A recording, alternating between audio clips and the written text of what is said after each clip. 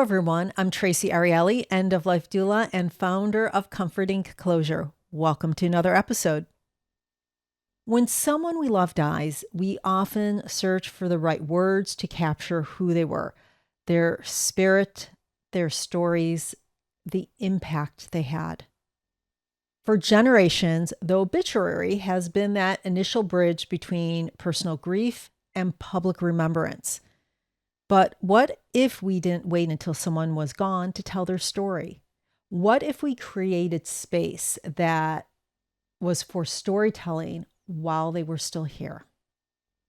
Today's conversation is about the power of storytelling, not just after death, but before. It's about connection, legacy, and how technology is changing the ways we gather around someone's life. I'm joined by Gary Kisela, the founder of Murial, a platform that invites families and communities to share memories, reflections, and moments that matter. Together, we'll explore how story sharing can bring healing, deepen relationships, and offer comfort in the face of loss. So grab a warm drink, find a comfortable seat, and join us for the conversation. Gary, welcome and thank you so much for being here. Yeah, thank you, Tracy. I'm so honored. Thank you for inviting me here and for sharing this opportunity for me to share what we're working. And yeah, just very excited to be here. Wonderful. Now, I'd love to begin with your story. What led you to start Muriel, and why has storytelling, especially at the end of life, become such an important part of your work? Yeah, um, it's actually what's interesting. I don't even have any that kind of like a background in the family. Like none of my family member is has a funeral working experience, that kind of thing. And so it's actually I'm quite the odd one here in the family. I'm the only one working here, and I also hear amongst my friends, none of them are also doing it. So I'm kind of like just doing it on my own. So but I was super excited. It's been 5 years doing it, and I actually didn't find the answer to that question you're asking until like year two or something. I have always been passionate, but I couldn't really identify why is it, what's the source of this fire within me, right? Until I realized that it turns out that Tracy mentioned that Muriel is always been about storytelling. She mentioned obituaries and all of that. And the way I see it is that, oh yeah, with obituaries and remembering someone's life, it's always been about storytelling and remembering someone's life. Essentially, that is right. Now, with me, my first biggest experience of like um recognizing my talent is actually in public speaking, in storytelling. That was like during high school, and I got elected as the president of student council, that kind of stuff. I actually failed the first attempt, the campaign. It went horrible. Someone called me a freak, but then I tried to learn about it, and the second year I tried again. And then with the second year, after lots of learning and how to do a better public speaking and how to present yourself and all of that, the result was just completely different. I'm honored to got like standing applause, got chosen, became the president of student council. But then, long story short, is that I understood how important it is to share something in a way that is like, a good storytelling, a good presenting of something, of a story. And therefore, that's why when I was working with Muriel, I didn't understand it before. Why is it so meaningful and why is it so passionate for me to do storytelling of someone who passed away? But I just felt like it's something that is very lacking and it needs a little bit of a touch that can be improved, and I feel like I'm contributing my talent to it, and that's how I just got started with it. I essentially always been doing technological startup, and I was researching online. I saw that turns out the way we're remembering our loved one, familiarly known through obituaries, feels very dull, feels very sad, feels very tacky, commercialized, and it didn't feel like we're honoring someone to the best of our ability and remembering their amazing life as when they were living it, right?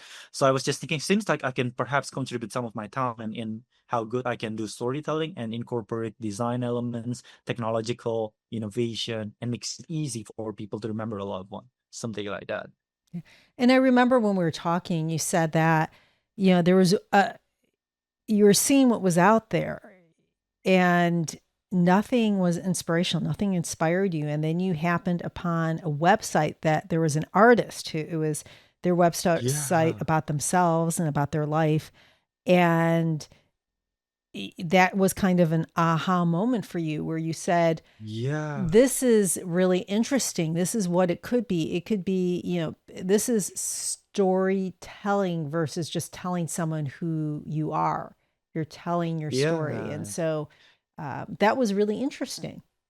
Yeah, so I mean, to put it into words, it might be hard to do justice in like describing it visually. How is it into words right now? But if you guys want to look it up, try to look like Kate Colwitz. And the Memorial website was created by a Brazilian website designer. It's one of his portfolio work.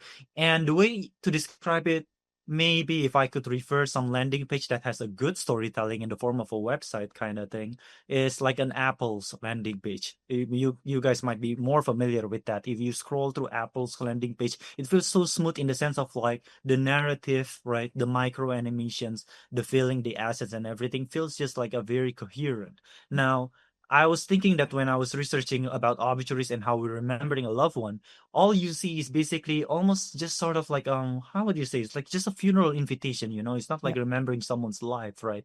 And no one is actually doing and putting that kind of intentionality in trying to remembering a loved one. And let's say if someone is a musician or someone is like, a very dedicated athlete, a chef, and we can see their passion through the storytelling form of the website, which is through the design elements and everything, right? Now, that guy, the one that created the Kate Colwitz Memorial website, do it just like that very nicely, right? And it prompt a question: why are we not remembering a loved one in a way like this? We have all these cool landing pages for businesses, for campaigns, and like for any kind of products, but why aren't we having a good piece of storytelling that remembers the person behind the products or like behind the campaigns? We don't have that when they pass away, right?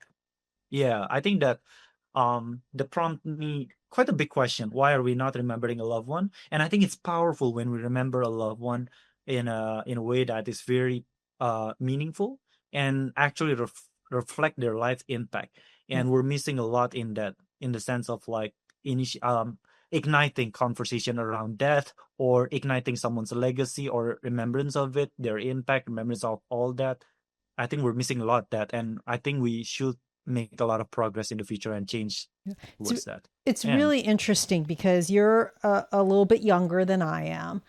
oh, And just the focus of using technology, I think, is really um, it's generational, right? Your mm, generation and yeah, my generation a bit, but not as much as yours. And I'm sorry to date myself if it makes anyone uncomfortable out there, but this is, the younger generation is very used to using TikTok and yeah, Instagram and a bunch of other things to really document their lives. yeah, true. And Flocks. yeah, at the end of the Mm, day, mm, um, where does all of that live when a person wants to remember their life? You don't want several different places where people go to try to create a story. yeah, Having one place, even if it takes these bits, even if it takes bits and parts of those, having one place where a person could remember, where people could remember you versus several different places and several different uh, clips of you. There's a big difference between having several clips and just having one place where people can go, and that's what you're getting at. You're wanting to bring it all together so a person can tell their story. yeah. It's like I mean, we have Facebook or other kind of platforms of essentially doing that kind of live storytelling, right? Right. But it's just that the environment is built more like, even in your Facebook, in your timeline, it feels like those memories will sink, it will Mm-hmm. just be kind of fade away. Mm-hmm. And it's like the theme of the place is like a house party kind of theme, and not something that is like you're trying to honoring someone. And something like the intentionality of like someone's end of life, it's like we're trying to conclude, or like, you know uh there's a reason why we have museums, right? And we actually put that much intentionally on honoring someone, and we can't just really have a museum and like a place that's so mixed with all the other events going on in the world. You need to have that secluded special area, and we kind of want to have that, like, are you indirectly, something like that. Yeah, and yeah, I think it's just inherent with us, wanting to do that. And so now the thing is, with the current state of like what we have right now with the obituary infrastructures and everything, that final place and that kind of intentionality place or that kind of museum just seems so dull and like, yeah, very It is. sad. I mean, Yeah, how many of us actually, I'm sure there are some of us, but how many of us really go and read obituaries? I don't know yeah, one person who just will open up or go to a website, a newspaper website, to read it's true. obituaries. It is, we're so much more visual. We're visual beings. And Yeah. also we're, our sight, our sound, you know, we we need more. Yeah, but and also times are changing, right? We can't Yeah. also forget that obituaries have played its role in the sense of like, I'm speaking as if I'm living in the moments where obituary was popular. No, I'm not. I mean, I'm quite young, and so I was born after obituaries at was is already at the end of perhaps its like, Yep. popularity, but it's still widely used in the US. But what I wanted to say is that obituaries historically has always been the primary feature and function is to as a tool for death announcement, right? Yep. And there's a templated way to say share about it. Usually we start with like someone is born here, siblings are this, and then parents like this, and then school here, work here, married someone, a nice person, blah blah blah, something, just a several short sentence, and then we will miss someone, right? And then rest in peace. And it's very short and very, compact because the media of it, we used to only rely on newspaper, right? That is like the primary way to share that locally or even wider, but now with the changing landscapes of like internet and everything, um and also people also kind of have their own circle of influence with their Facebook followings or Instagram followings. Perhaps it's not super necessary to use newspaper anymore, right? But the format still lives on, even to the online obituaries right now. You are still in that under that restrictions or rigidity of like, obituaries format, and you don't have this, you feel like you should have this freedom of sharing more about your loved one, but you don't actually have it in today's infrastructure, Yeah. because the format is just still legacy sort of thing, right? Yeah. And I'll be quite honest. The majority of people I work with, it is a real rarity when someone says, yes, let's do an obituary. Extremely rare now for me, for my clients. And they're all ages. Yeah, They're from, in their 40s and 50s, even younger sometimes, all the way up to people who are living well into their later years, into 80s and yeah, 90s. So even those people are like, who's going to read it? So just really true. interesting. Right. So, and also about obituary, another thing that I realized it's important in the function is like, I believe it's like people say with the family who are, in grief and dealing with the funerals and everything, they are under in this grief bubble that is very thick, and it kind of separates them from the outside world, the working world, the colleagues and everything. And if you think about it, that's very true, right? And also when after someone passed away, usually the first point of contact of announcement, because obituary is the popular tool. Obituaries is like the wave breaker that connects between this thick bubble to the outside world, which is busy with their, normal days of working, right? And I was thinking like how important it is that we should use our time best in that short moment of pause when people are actually, oh, someone passed away. Oh my God, he did this to me and he was so kind to me and blah, blah, blah, and it's all of that. And if we can bring up much more memories by remembering it very well in the piece that we share them with, which is the obituaries, right? And I think it's just very important if we need to do that, but no one is doing it yet. And that's why like yeah, I think it's about time. And we can actually, with all the changing landscape, because our media is no longer papers, like through newspapers, but we have online modules, right? So I think it's important to do a storytelling that is more intentional in that side. And Yeah. I'll be very honest with how obituaries are written today versus this larger storytelling that you're talking about. It doesn't resonate with most people right now. I Mm. have with the clients that I work with from, they're all different ages from 30s, 40s up. Um. Even people who are well into their 80s, 90s, the obituary Mm. doesn't speak to them anymore. They're when I ask them, do let's create your obituary. What do you want to say? Or I talk to their family. Yeah. Everyone's like, Mm. it's we don't need to do this. It just doesn't matter as Yeah. much. Um, Yeah. And I think one of the reason about that is because the environment of like funeral setting, and we all understand this is not speaking like against it, it's just understanding of the environment, which is the time pressure is super high, emotional pressure super high. Sometimes for some families, financial pressure is also super high. So obituaries is can feels like another huge to-do list on top of the lots of to-do lists of funerals, right? Although it's very rare people say they don't want to do honor their best. It's just that if they have to put their work into it, it's just they don't have the resource for it, right? Emotionally, time wise, and all of that. So yeah, I think this follows with what you're saying, or Tracy. they It's just want, if they're going to invest time and effort, they want to do something meaningful, which, yeah.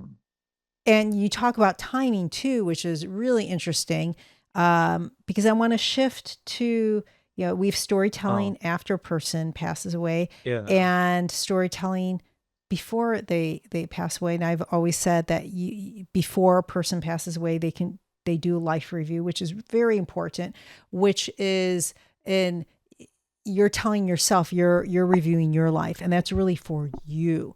And then you have Mm, a legacy project, or there are legacy projects where it is about telling your story to others, telling them how much they meant to you, and vice versa, hearing from other people what you've meant to them. mm, And you told me yeah. an interesting story about a family who used Murial uh, to gather life stories before their father passed away, and he was able to read those stories while he was still alive. What was that Mm. experience like for him and his family? You witnessed it. Yeah, so a little bit of background. I mean, as you have heard during this episode, like Muriel started off trying to, okay, we do better storytelling through obituary. So that's how we started, right? And then couple years gone by, we've improved like some features, etc.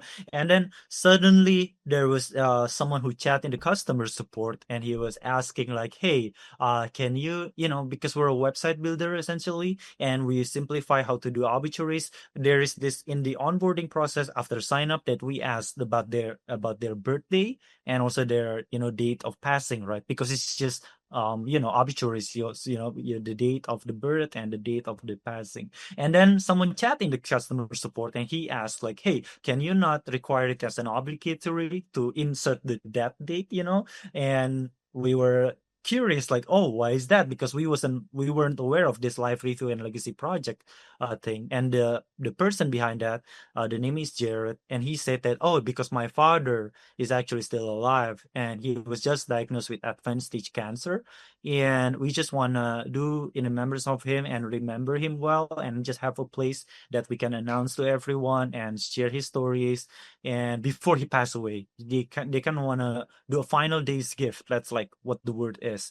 And they want to create a website so that the father can see, and the most foremost thing that they are looking is that a place that where everyone, friends and family and colleagues, can share not condolences, actually more of like memories, and then the impact, and let the father see his impact of life from the eyes of others, and just have that in place. Right now, Jared's father is Dan. The name is Dan Miller. He also have a very positive attitude towards his, that stage of life of his. And he asked with the question, what does this make possible? He lead that with to the family, right? And he moved the family, all right, let's just celebrate these final days, these final moments that we have, and just do our best to, I've lived a good life and just want to honor that. Dan is like a book author. He has a podcast channel with 100,000 subscribers and something like that. And so the son would also want to make a space so that everyone can connect, right?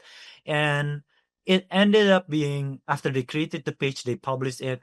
Um, the page just blew up. It received over 500 comments, like from different people, like all around the Mm. globe, and they are all just hearing about Dan. Dan, you meant a lot so much because you did this to me. You did this to me when blah blah blah and all of that. Like lots of and all of these memories. It's just so very heartwarming. I even got goosebumps when I saw like, oh my God, this is such what a flood of love coming in to the father. I wonder how what that impact will be, right? And then not long after, Jared contacted me back and he mentioned that the father passed away, right, several weeks after the the after our last contact with me, after creating the memorial website and after receiving all of that. And I remember Jared told me that after all the procession is done, it's like the family got to sit together and with the big family, everyone in the room, and they read through all the messages, all those 500 messages one by one to the dad, and they got a moment of sitting and they can cry. They were crying, they were laughing together, and just remembering through all of that. And I thought it was such a touching experience. It meant a lot to the family, and Jared thanks us a lot, and it opened my eyes that, oh, it turns out storytelling means a lot, not only just for the people after someone passed away, but also to the family before the same person passed away.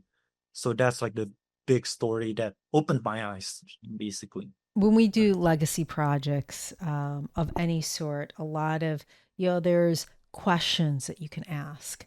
And, Mm, but I always tell the people I work with, go back to photos and to old videos and yeah, old photos and take a look at them because that's going to generate stories.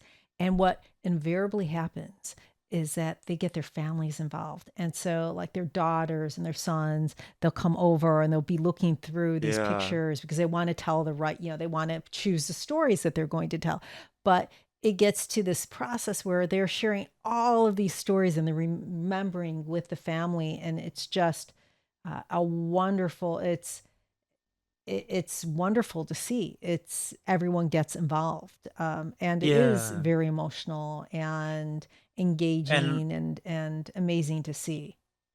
yeah, and also very recently, I was like, I've been in contact with so many death doulas, and I'm so honored with the community as well, with hospice workers. Everyone is just such a wonderful person. And I was taught with one of the death doulas that turns out there's a paper that has been researching in this area or activity of this kind of legacy project. And you guys can look it up. The name is dignity therapy. Mhm. So if you search that up in Google, some papers will show up, but the title is that. But essentially, the activity of remembering and sharing about their life impact, especially from the eyes of others, actually brings so much power to the person that is going to the phase of the end of life and also family. Because what often the case, I believe you also see it, Tracy, is that people can get very sucked in because in that end of life stage, it's very difficult, right? It's like, it can be painful. It can be like very, no more hope kind of dire situation and feeling. So when they are reminded of their life and the impact that they have, you know, give to others, it actually means so much and feels very empowering. That was like, yeah, Yes, it is. I'm seeing more and more often people are wanting to do this pre work, this pre legacy work, and even having their celebrations of life before they pass away. It's becoming much more common, which is great because I think that's all everyone wants, right? They want to know yeah, what their legacy is, how they've affected people, and how much yeah, other people, how much they love other people.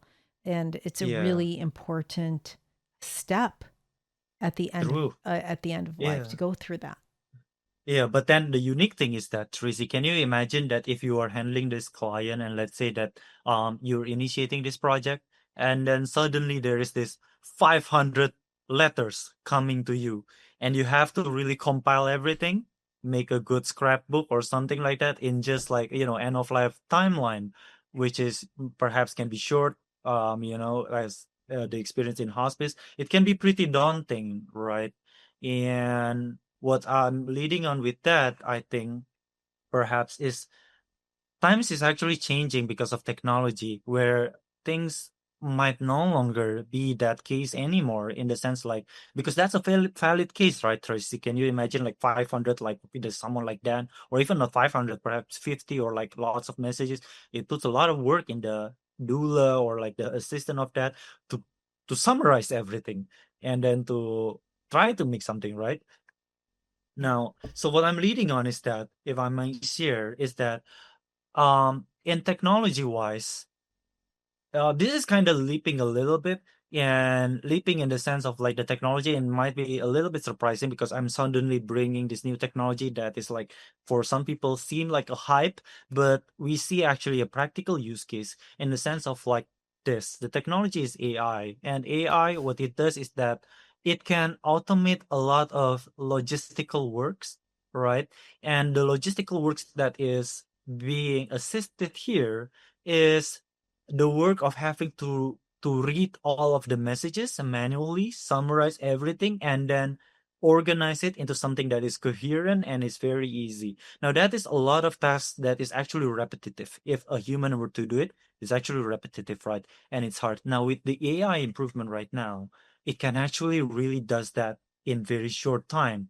And therefore why times are changing. Now you can actually have this kind of legacy project in a very short time by utilizing that technology. That's where I'm leading on.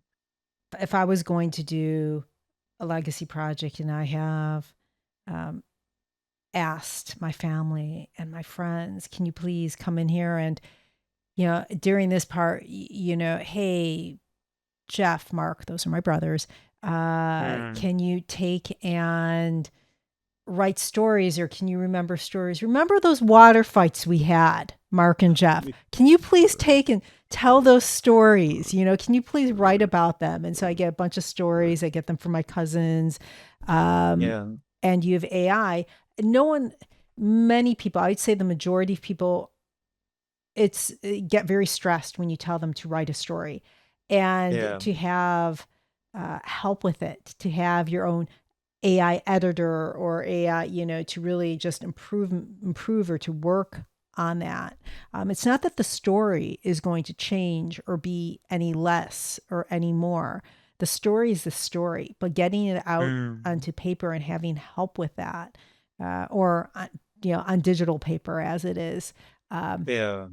I think is changing the world. And I know that you're integrating that right onto your service where you will have Mm. that AI help.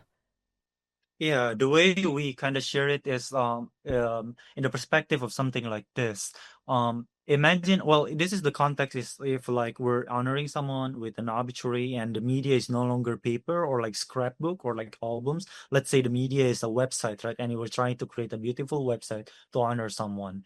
And what AI helps here, not only that, there are many use cases. First, for some people who might find it difficult to write the story and they need help in copywriting, for sure many people have already been familiar with chat gpt and they can help with that. Some people don't want to touch on that, and they just want to write everything by themselves. That is also meaningful, that is also nice.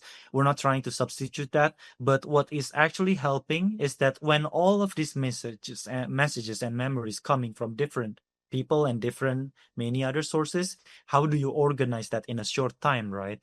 Now imagine if you are to build a website, you need to perhaps design the website, you need to synthesize all the messages, you need to, align it orderly, how to make a coherent narrative of someone's life story. It can be difficult, especially in an end of life scenario where everything is like, time pressure is real. Now what AI can help is that the way we share about it is that, not that we share, it's actually what it actually helps. AI brings production costs lower. With the internet, it brings distribution costs lower. Let's say you're creating a content and you want to distribute it with internet, a single click, everyone receive it. Before you need to print stuffs, right? It's expensive, but with internet brings distribution costs lower. But now with AI revolution with the tech, it brings production costs lower, which means you can now build a website without having to input time as much as you do before, because before you need to read all the messages manually, right? And you have to synthesize all yourself manually, and this goes exponential linearly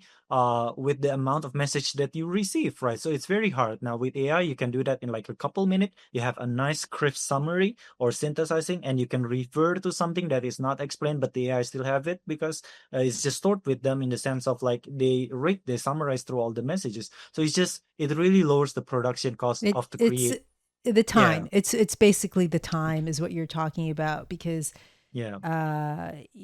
yeah, and so you're able to build that website very quickly once the stories start to come in. Now, we talked about the writing now, but a lot of people feel unsure Mm, about where to begin when telling someone's story, right? Whether it's yeah, their own or loved ones, what advice would you give to someone who's feeling overwhelmed or really hesitant to start to yeah. tell those stories?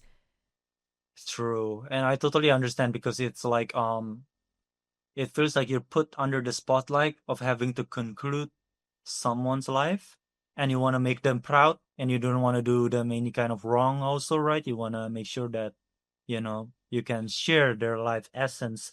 And yeah, just a lot of spotlight on your side. The advice that I could give is that first, like, if it's in your palette, it's like it got into your palette of work, you're the best person to do it.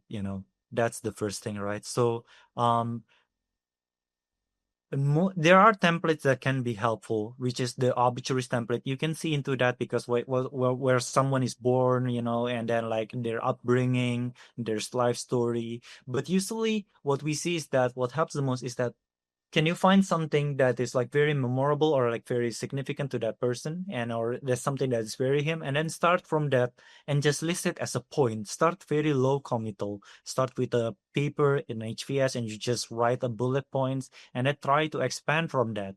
And then you take a helicopter view, and then you can usually see a pattern where you can perhaps arrange it in a way that makes sense. That's how I would usually advise. You can try with a template-based approach, which is from the obituaries template. Okay, someone who is born here, the siblings, which school, and usually that has the narrative of like, oh, someone discovering their passion because of this experience in elementary, for example, right?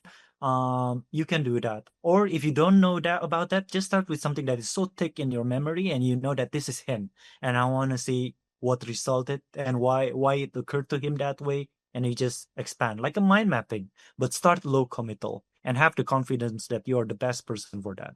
Simply in the dinner. What kind of stories do people, from what you've seen, what kind of stories do Yeah. most people want to talk about, uh, Oh, this is or interesting. what they Yeah. want to tell, or what kind of stories resonate to tell a person how much they love them? Just what kind of stories resonate the most? Yeah. It's actually very diverse, in the sense of like some users actually use the platform to share about the recipes, favorite recipes, and Yeah. like and it's just such a nice way of remembrance, and it's not very in the traditional way of the linear storytelling kind of thing, but it's also for the family, it's meaningful. And some other people are sharing it like the way we know, the traditional way. And what resonates the most, I think, the one that is genuinely authentic. So because it's just so diverse, it's so different. Sometimes they're sharing about the life's work, and that's also often happening, because life's work is usually something that's big, right? But it's not even necessarily always that mold. Yeah, that's, I think, about that. It's just what's authentic about the person. It can be a recipe, it can be a poem, or musical, something like that. And yeah, or the love story with the spouse, that can Yeah. also be the highlight of someone's, yeah, a lot, very diverse. Now, I know that Murial offers space for families and communities to actually gather. So it's not, uh, it's not just about those comments, but it's actually sharing those stories and those memories. What have you noticed about people or about how people use the platform, not just as a tool, but as a space really for reflection and for Hmm. connection? Yeah. Mm, what I notice is that from the people outside of like the immediate family or Mhm. like, the one that is contributing the memories, they actually really want to do it. They just need a little nudge in the sense of like, hey, we welcome this. We want to hear about this. And people are actually more than willing to share about their, because they just want to contribute something, but they just feel it can feel insensitive if they just suddenly out of the blue and just, hey, because it's like as if you don't believe that they will recover anymore or something like that, even though they're in hospice. But it's just that it doesn't feel right, if you just suddenly knock and then, you mean so much to me and blah blah blah. But actually after someone give a little nudge, like a very, hey, we actually welcome this and we would love to hear this, it just comes flooding in. And Mm. that is what I'm noticing. Does that answer the question? Like, Yes, yes. yeah, I think it's very unique because people are actually very willing to share those photos in the gallery of phones, because we actually have them more than we thought. The photos of someone that turns out happens in our phone, and Yep. we don't have that opportunity to share unless we are being asked, right? Or like, because if we thought it's just a normal everyday thing, but when you give the space, oh, it will just come flooded, something like that. Now, when you imagine the future of legacy work, what do you hope we carry forward? What would you like storytelling uh, in the future to look like, especially uh, Hmm. in how it pertains to end of life practices? Yeah, I think talking about the future, and we should touch about what technological changes that has made some things different between the present and the future, right? And we did talk a bit about AI, and the point that I brought up is that it will bring down production costs, which is time.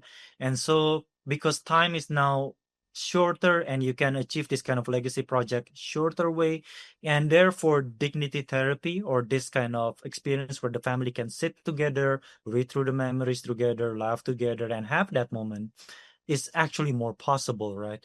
And so, what I would see in the future, I think just more application to this because it becomes more doable in a way that was never before. And so, it's just hard to say no because the impact is just so obvious because the family can sit together, receive these memories in a short time, and read them all together, and it just means a lot. Mm, And that's straightforward. I'm just thinking about mm, that. Yeah. wonderful. Now, Mm. for listeners who are thinking, I'd like to do this for my parents or for myself, where should they begin? Yeah. Not strictly talking about memorial websites or like my platform.